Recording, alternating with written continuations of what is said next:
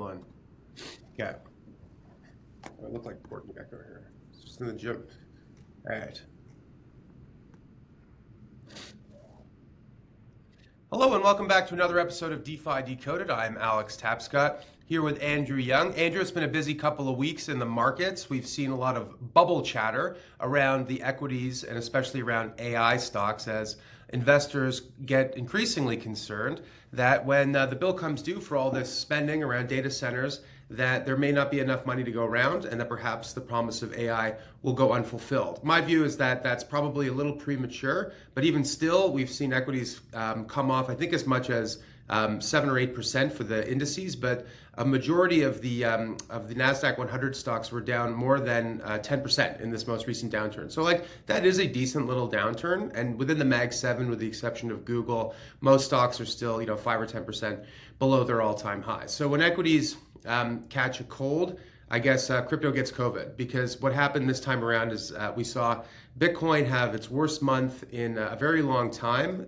The price hit a high, I believe, around $120,000, $125,000 even. And today, as we're having this discussion, it's sitting around $87,000, $88,000.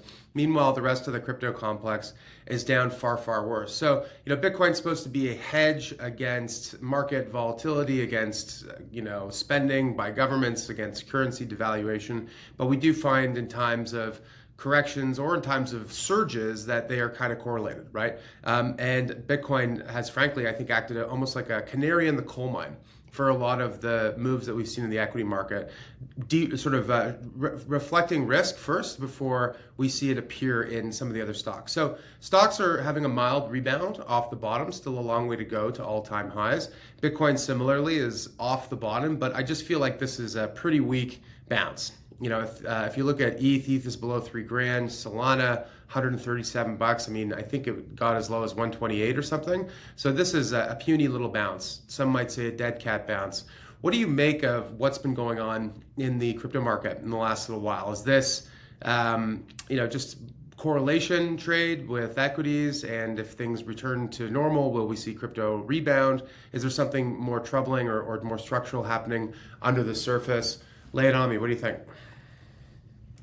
Yeah, I actually take the sort of opposite opinion on this bounce. I think the big thing that's happened is crypto sort of front ran the sort of expected drop in global liquidity. And now we're seeing that sort of come to the overall stock market with, a lot of the sort of high flying, high beta tech names that have done very well are all down 25% plus. Yeah. You have things like Meta trading at 20 times forward earnings now. Palantir I think is down over 50%. Nvidia is down, I believe, 30% off its high. The triple Qs are only down. It's only down about 10% so far, so nothing too crazy. But a lot of the sort of high flying stuff that was bringing up the market is just is getting into this sort of deep in correction territory. Yeah. What's funny though is I think a big reason for that was the probability of the Fed cutting from sort of the start of the month went from sort of 90% plus for a 25 bip cut in the December 10 meeting and hit all the way down to 20%. If you look at like prediction markets as well as like the Fed funds futures implied odds. And then what's funny is in the last week, those odds have shot back up to over 80%, just from all the volatility. Do you think that, what is the reason? Because the economic data that we've received, because a lot of it hasn't even been released because of the shutdown and God knows what else, hasn't really supported, rate cuts. So is this just equity sell-off? Is it just de-risking in the market and getting worried and people thinking we need to, just support asset prices? Is that the whole idea? Yeah, I think we're kind of at this weird point in time now where the market seems to dictate policy a little bit. I mean, that's always been true somewhat. Unlike in the past. I feel like since the 2008 crisis, it's basically like the plunge protection team. Yeah. This used to be. This used to be a joke, right? The plunge protection team, like, oh, whenever markets are bad, like, the Fed and Treasury get together and they figure out a plan on how to boost asset prices. But I do generally think that that's true. Like, I think if the market does pull back, the market almost, there's an expectation that that something is going to happen to try and, bring back, not just to like stabilize prices, but to like reinflate assets. Yeah, and we also had a little bit of soft economic data. For example, like the employment change, the weekly employment change has now been negative, multiple weeks in a row. So I think there is definitely some soft. I mean, from the data we've seen, it's definitely starting to soften quite a bit.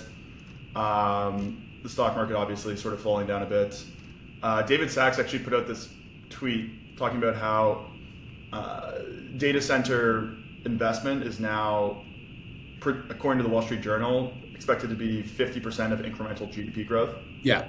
So, so we're in this weird spot now where both the stock market and the economy seem to be hyper levered to this AI build out.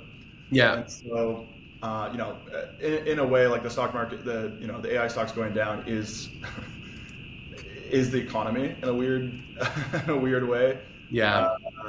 And what's also interesting is the White House put out this Genesis mission yesterday as well. Saw that. Called for huge, essentially regulatory relief as well as investment into the AI sector to sort of ease the way for, these billions of dollars in capex that we're going to need. So, yeah, I mean, I think I guess to me it seems like I think we've sort of bottomed a little bit on tech sentiment, personally, yeah, I mean, I think we'll sort of see what happens going forward, but it does seem at least when it comes to the Fed, the probabilities have gone from 90% of a cut down to 30%, back up to 85%, I believe, as of right now. And then at the same time, also, we're now expecting Scott Bessent, the Treasury Secretary, just had an interview today, essentially saying that they're going to pick the new Fed chief before Christmas, is kind of the projection. And, it's going to be incredibly dovish Fed chief. And so that's going to also sort of front run, I think is going to get animal spirits up quite a bit. If it's clear that, come May, we're going to have an incredibly dovish Fed. So yeah, I mean, I think I'm pretty bullish now, to be honest with you, on both the tech as well as the crypto side. I don't think this is a dead cat bounce. I think we got some room to run. In general, I agree. I think that, being early with a bubble call is the same as being wrong, right? And people have said that you can never predict a bubble while it's happening.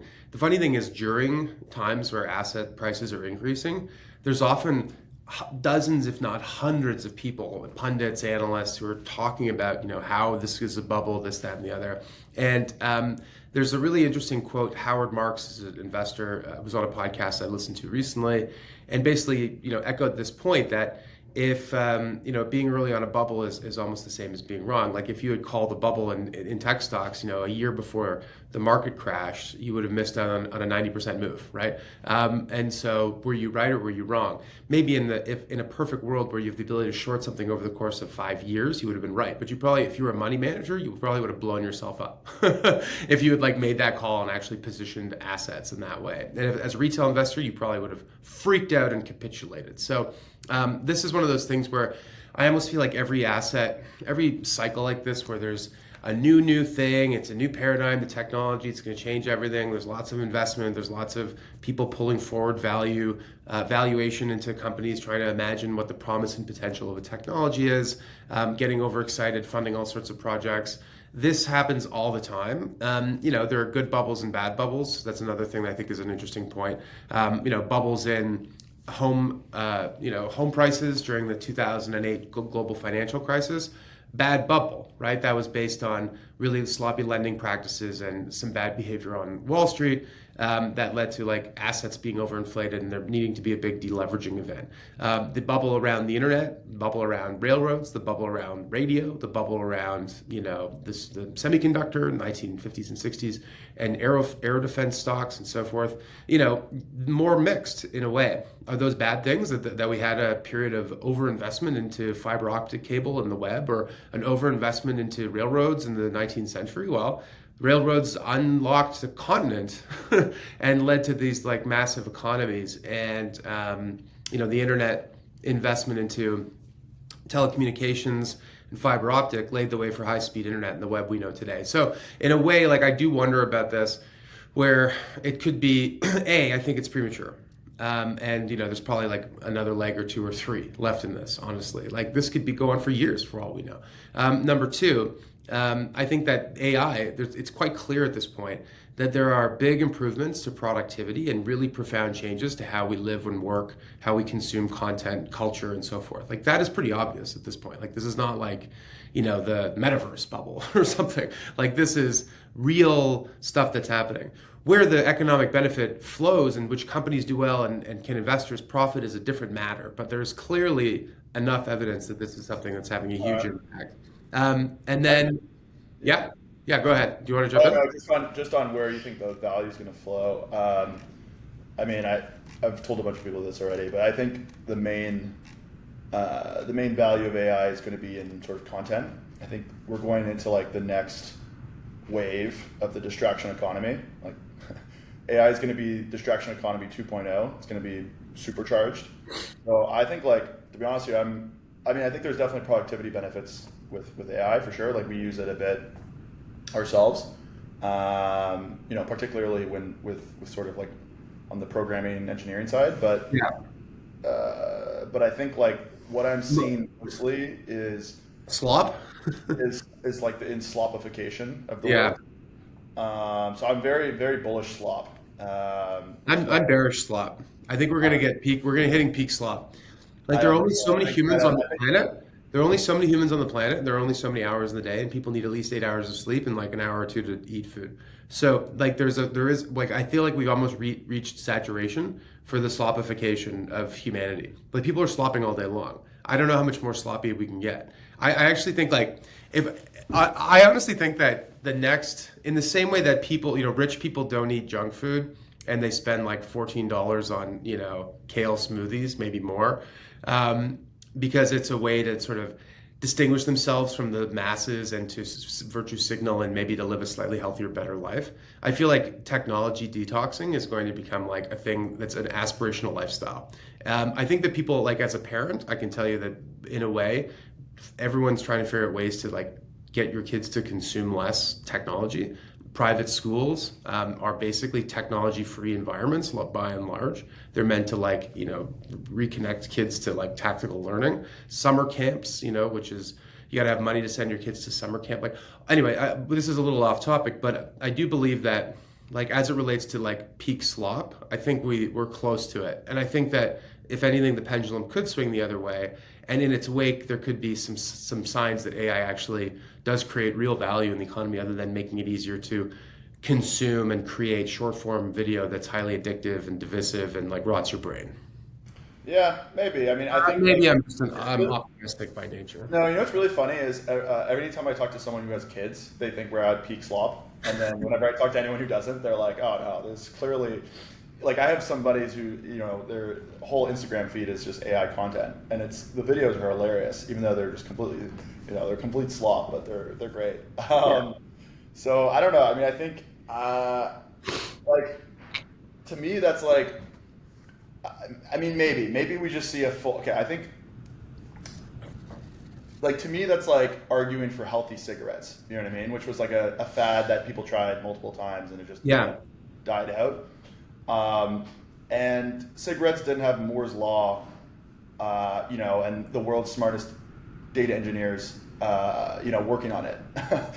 Like, you know what I mean? So there's fundamentally, I think some benefits, and also social media is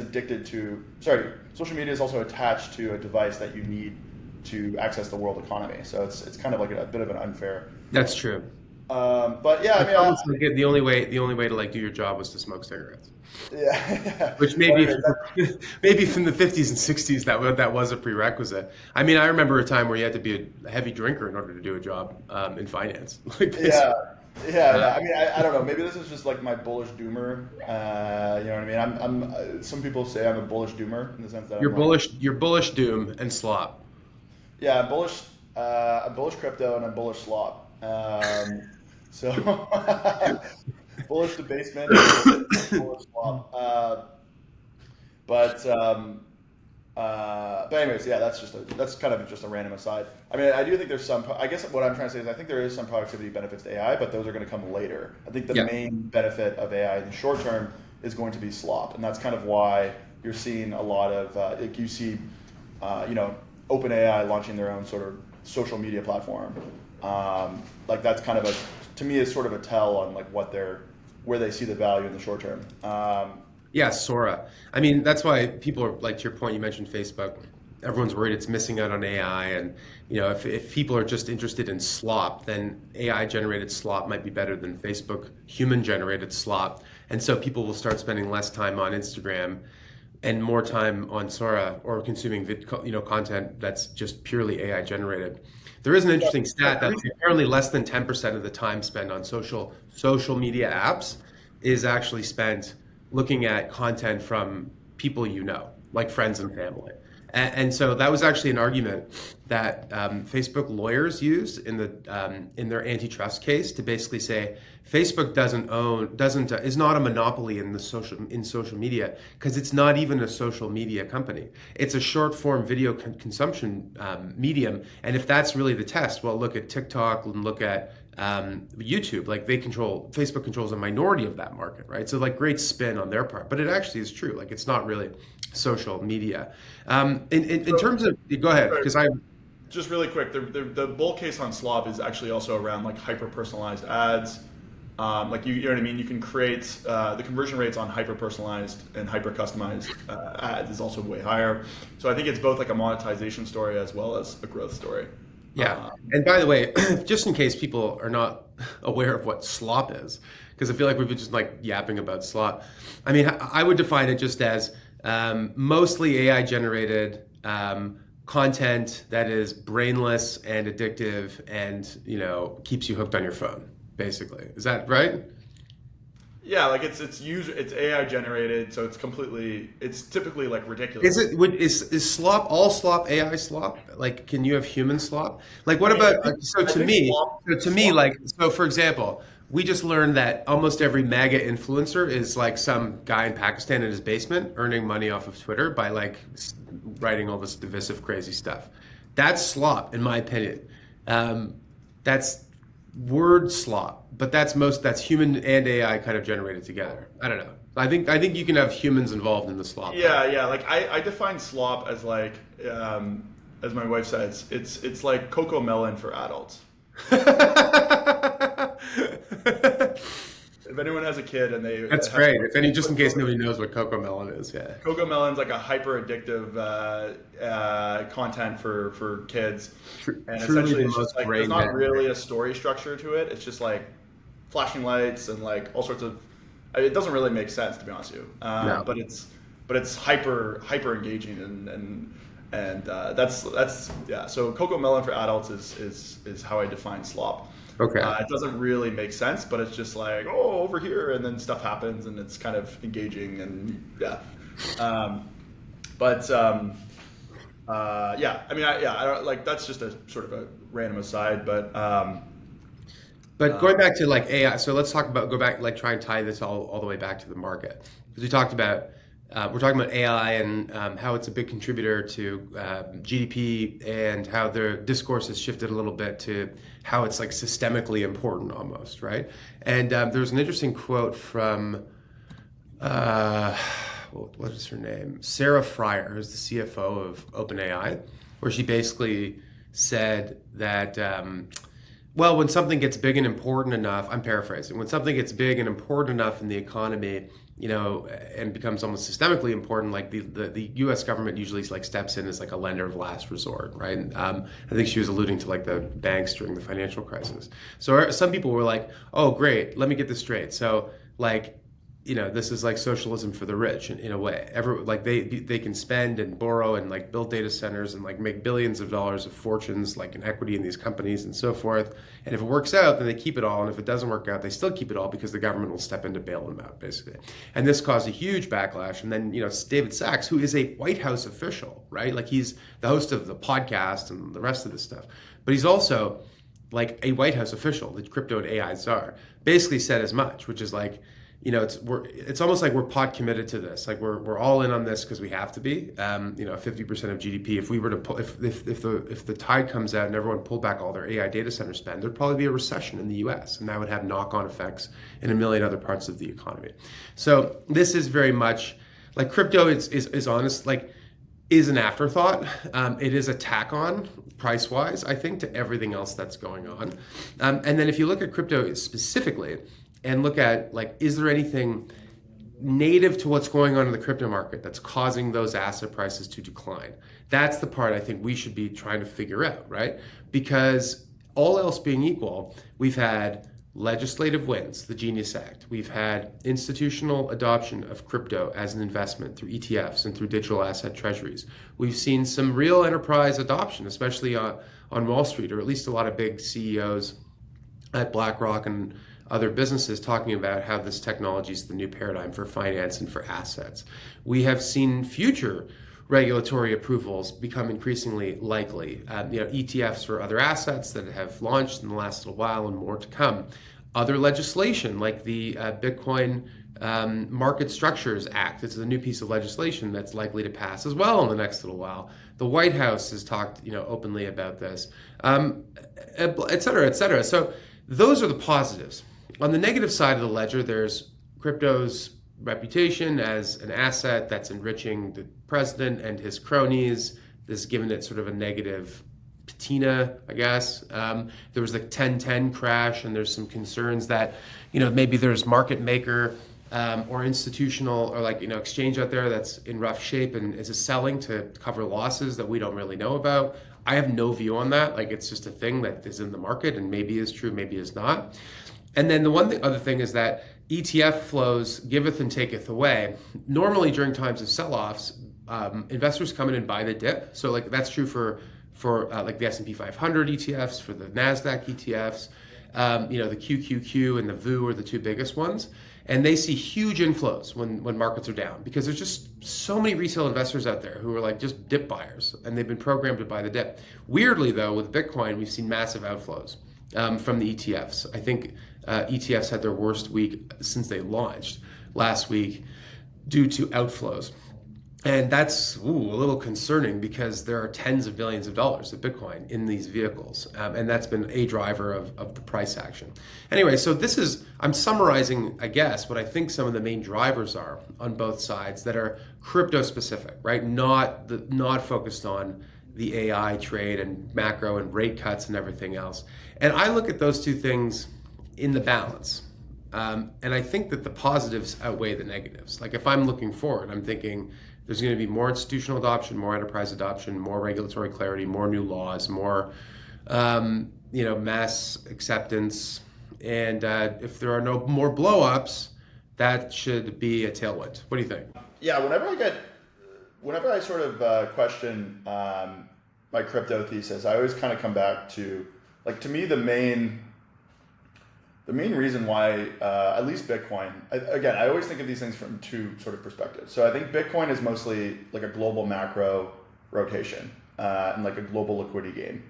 And then I think of the rest of the sort of assets as long-term, technology platforms. And think of them more as kind of more from a business perspective, I guess, in terms of how I think about the price and fundamentals. And so, so to answer your question, yeah, on the Bitcoin side, I just don't think there is any chance that we sort of rein in fiscal spending globally over the next kind of 10 years. To me, it's very very clear that governments are going to continue to spend way above their skis. We're going to need to print huge amounts of money to fund all of this. And so I think Bitcoin, and then at the same time, you have institutional adoption of Bitcoin, and a lot of people who are younger would buy Bitcoin instead of gold. So there's a little bit of like generational rotation as well.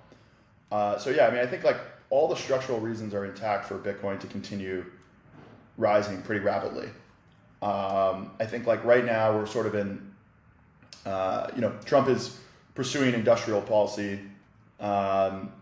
which is, is to build out all this sort of this AI side. And in my opinion, most of the utility of AI in the short term is mostly going to be on sort of the distraction economy consumer side, and sort of less benefits on the productivity side. So to me, that sort of implies that the fiscal situation is going to probably continue to deteriorate. And there's also just like virtually no political will to sort of stop that train, as a lot of the Bitcoin people say. So that's kind of like my long-term view on Bitcoin. And then on the technology side, which is, Ethereum, Solana, and the whole rest of the asset class, the fundamentals keep improving, even though the price keeps going down. So like there's a lot of crypto projects now that are trading at like kind of absurd valuations, trading at like 1 or 2 times revenue. Like I was looking at a list of DeFi projects, for example, that are, in my opinion, quite defensible, that trade at valuations that are way lower than where they would trade on just like a public stock market. Like what?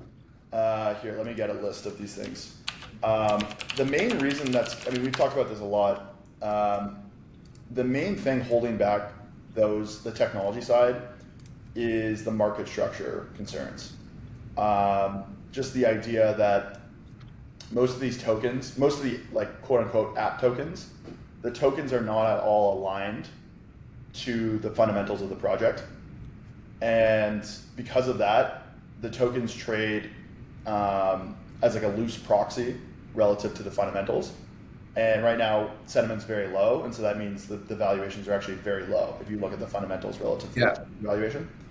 And that's also part of the reason why L1s consistently have a very premium multiple, even though often the fundamentals are quite poor for L1s, because at the very least, the token is critical to the functioning of the platform, right? Like you need to use, like ETH to access the Ethereum blockchain. And there's no, like Ethereum is decentralized, so there's less agency risk or whatever with buying the Ethereum token versus like buying an app token. Sure. So I think that's like the main issue right now with app tokens. I think it's actually very solvable though, which is that I think, and this is again going sort of tying this all together, I think the way that a lot of this is solved is app tokens actually become their own sort of layer 2s and app chains, and then fold most of the economics to the chain level, kind of like what Hyperliquid is doing. And so I think that's actually the way to sort of fix a lot of this. But the technology is not fully there yet, and it's still a long way to go. So yeah, this might be one of those cycles where Bitcoin just truly is the only one that goes up. You have a couple pockets here and there of outperformance. Zcash has been doing quite well. Meme coins had their moment in the sun. But this rally might just completely miss sort of the altcoin sector. But I don't know. What do you think? What I think is that's pretty grim in a way to think that, in this cycle, only one name can do well. I can't help but feel that investors in crypto are just very despondent and are not looking at those fundamentals and are not really thinking about, what are the merits of a project and why would I buy one? To me, if it's true that there are certain DeFi applications that, where the fundamentals are very strong, where the revenue is very strong, and where investors are not buying it because of risks around regulatory clarity, then shouldn't a market structure bill or shouldn't greater regulatory clarity act as a huge unlock for reevaluating those different kinds of assets?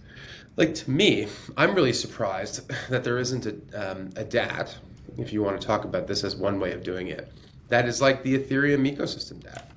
So the thing with DATs is that technically, no more than 40% of the NAV, the asset base of a company, can be in securities. Otherwise, it's classified differently as an investment company. And so many of these DATs we're operating under the assumption that any crypto they hold is effectively like a commodity, right? And for things like Bitcoin and ETH, that's definitely true, in my opinion, and in the opinion of the SEC. And for other names, it's probably true. And for some names, it's probably not true. Like, I think those are the three categories. So why not just launch a DAT that is 60% ETH, not a currency, or sorry, not a security, and 40% in 4 of the top DeFi plays. Like, if you were to say, like, what are the 4 Ethereum DeFi opportunities that, where you see revenues but things are undervalued? What would they be? Like Uniswap, Aave, is it Compound? Like, what are those names? Just tell me, because I don't really know. Sorry, I'm having an issue with my computer right now. Yeah. So what are the top DeFi names, Andrew? Yeah, I mean, I think like some of the obvious ones are things like Aave. Sorry, I was having an issue trying to pull up this list. But yeah, I mean, Aave, Uniswap just announced that they're turning on fees and collapsing their foundation. And they're actually going to drive a lot of value through Unichain as well. So kind of going back to my whole thesis about that. Yeah, I mean, there's tons. You have things like Pendle, which is trading at like a small multiple to its revenue. It's a yield tokenization. It's almost like interest rate swaps, but for DeFi. There's just like a whole variety of things. Even Hyperliquid. Hyperliquid buys a couple $1 million a day in buybacks, and generates huge amounts of revenue. I believe it's over $1.5 billion annualized, and growing. So, I mean, I think there's opportunities across the board in the DeFi sector. I think your idea of like a DeFi DAT makes a lot of sense. Well, so that's what it would be. So it'd be 60% ETH, and then 10% in, like, let's just say 10% Uniswap, 10% Aave, 10% Compound, 10%, I don't know, what's the fourth? Like, in your opinion? Yeah, I mean, I think you would probably maybe do a basket of different things. I guess for simplicity, yeah, you would do probably whatever. I'm just thinking, what are the top? The point is only that, like, that is a thing that, so if I'm a mainstream investor who's in the TradFi market, and I'm convinced of what Tom Lee and Joe Lubin and others are saying, which is, okay, Ethereum is this, platform where all this tokenization and innovation is happening. Okay, cool. What are the things that are likely to grow the fastest? Like, what are the highest quality projects? It's sort of like, the internet's a big deal. Great. What are the 4 .coms I want to own, right? And putting that into like a structure that makes it convenient and easy for people to buy. I'm sure if our friends from Bitwise or VanEck or anyone else is listening, like, take this idea. I'm not going to do it, but I do think it's a really interesting one, which is like this Ethereum ecosystem that helps to, in a way, like, create capital formation around some of these DeFi projects that, in your opinion, are very undervalued. So that's just like a concept. Yeah, just really quick though, what are your thoughts on the DAT ecosystem generally? Like, MicroStrategy is almost down to one. I think last time I checked, it was like 1.2, under 1.2 now, and NAV. Well, I think that DAT's massively overshot to the upside in terms of valuation. There's no reason really why people should be spending 1.5 to 2 times NAV to get exposure to an asset, especially as more DATs come online or there are ETFs that offer similar kinds of exposure. But I think that the DAT complex now trading at a huge discount to NAV is probably overshooting to the downside. I think that, like, in all likelihood, most DATs that are at a critical mass, so I think you have to be around, I would say, half a bill in size, should trade plus or minus 10% of NAV. I don't think much more than that. Similar in a way to the closed-end fund market.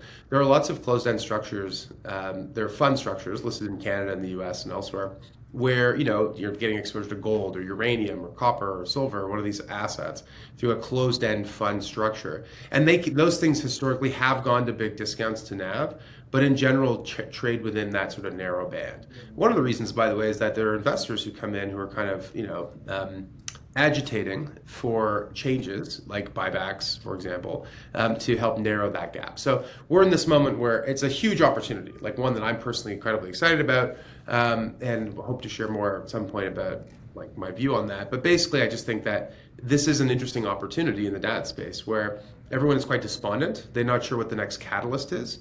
When the vehicles trade below NAV, there's no way to kickstart the flywheel, because the only way that these things can grow accretively is by issuing stock at a premium and buying the underlying asset. So at a discount, it really does become quite challenging.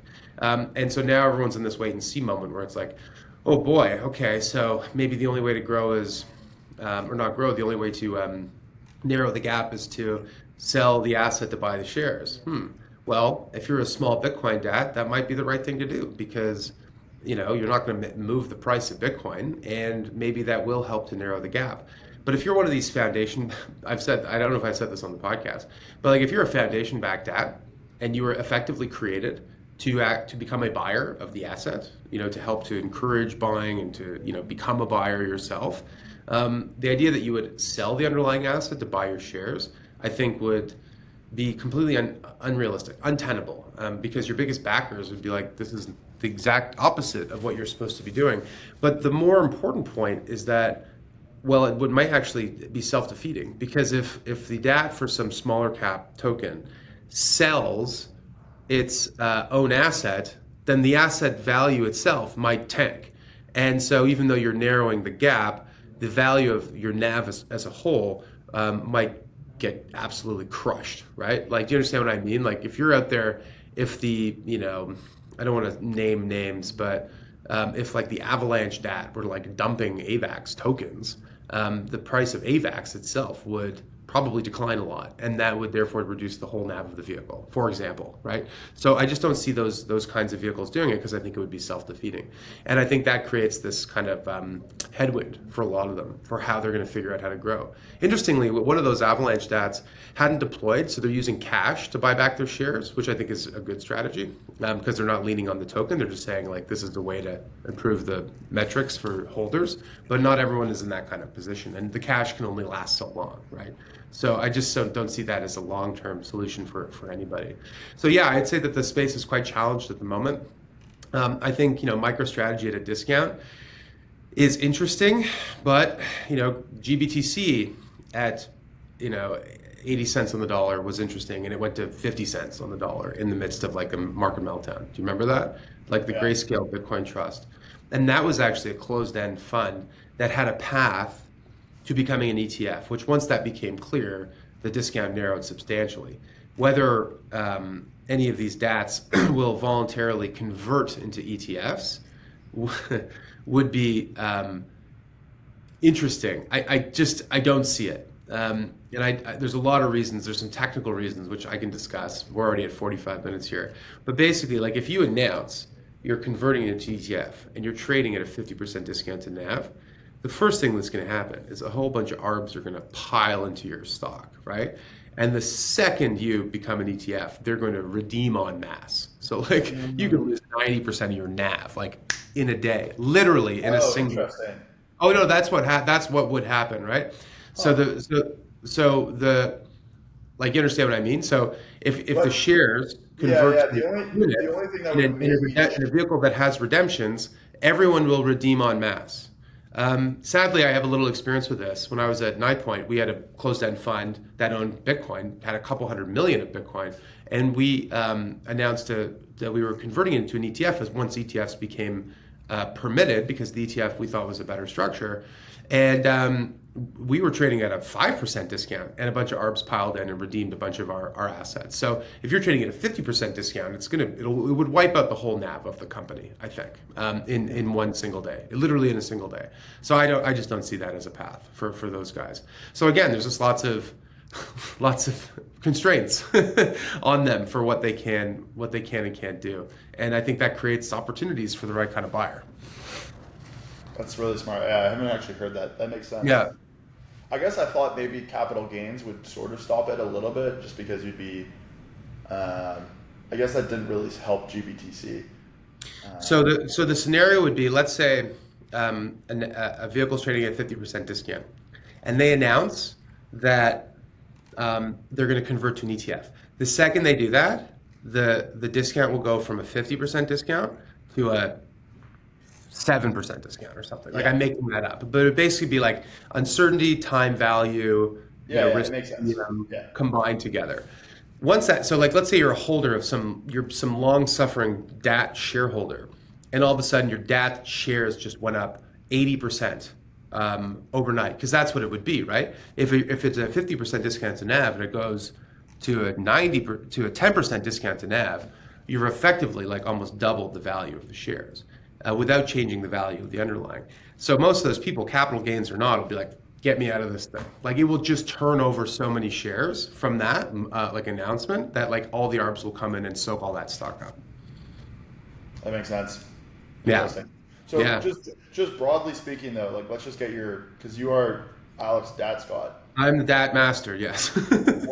Let's give the audience something. What's your 12-month outlook on existing DATs, whether that's Bitcoin and Ethereum DATs, which, as you said, are in sort of a different class, versus sort of like the smaller DATs?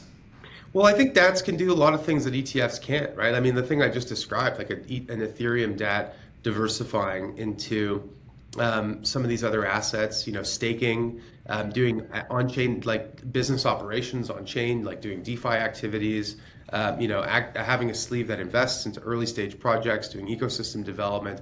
Like, these are all business activities that are permitted inside of a corporation, which an ETF can't do. So I think that like a DAT structure, a corporate structure, is a good structure for lots of different kinds of strategies. If the purpose of the DAT is simply to own the underlying asset, then I think it's undifferentiated, and I think that it's going to have a hard time against the ETF, right? So there's a distinction there. And then the second distinction would be on size.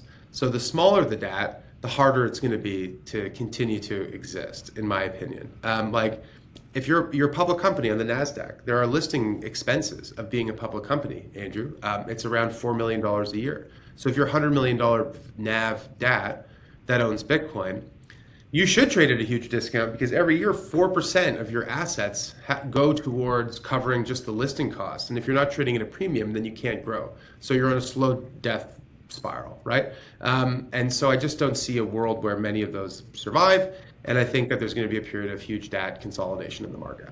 And I think that once that period happens, there's consolidation. We end up with winners and losers, and the companies that do survive are better operators. They've got better and clearer strategies. They're doing something differentiated from ETFs. Then I think the whole space will end up on a firmer footing. And then from there, I think they can continue to raise capital to do the kinds of activities I'm describing.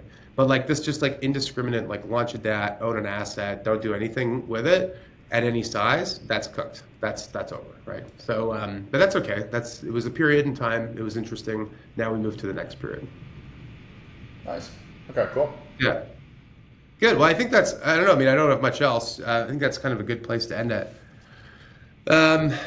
So you're nodding in agreement? Good. So, good discussion. Once I get on the DATs, I start getting quite animated. But no, I'm interested. I mean, I think I was saying before the show, like, MicroStrategy's below 1.2 MNAV. I never thought I would buy a DAT, but I'm very bullish Bitcoin, and I was kind of thinking maybe MicroStrategy, if it goes down even a little bit more, I need to study like the capital structure, because it's quite complicated. Yeah. They have like four different sort of security structures at this point. But, well, I don't want to leak too much alpha on the pod, so maybe after I'll send you my list of the world's most beat up DATs, the ones I think will probably get taken out at some point. Maybe you just buy those, plug your nose and buy the dip. Sounds good. Okay, cool. Good discussion. Thanks for joining us. That concludes today's episode of DeFi Decoded. I'm Alex Tapscott here with Andrew Young. We have a new YouTube channel, which nobody knows about, but we're going to try and make that easier to find. But in the meantime, still available everywhere you get your podcasts, especially Spotify, Apple. Please leave a review, drop a like, give us a comment. Helps others find it. Until next time, see you later. Take care. Bye.